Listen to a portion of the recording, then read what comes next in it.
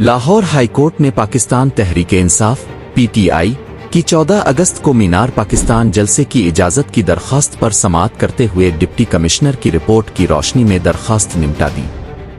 Lahore high court के justice Muzammil Akhtar Shabir ने PTI रहनुमा अकमल खान की दरख्वास्त पर समाअत की। डिप्टी कमिश्नर लाहौर ने अदालत में रिपोर्ट जमा करवाई। दरख्वास्त गुजार की जानिब से खुर्रम लतीफ़ खोसा ने दलाइल दिए।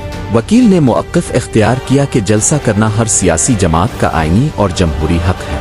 इस हक से किसी सियासी जमात को महरूम नहीं किया जा सकता, लेकिन तहरीक इंसाफ को 14 अगस्त को मीनार पाकिस्तान में एक जलसा करने की इजाज़त नहीं दी जा रही। डीसी को दरख्वास्त दी लेकिन कोई सुनवाई न हो सकी, लिहाजा अदालत डीसी को इजाज़त देने का हुक्म दे।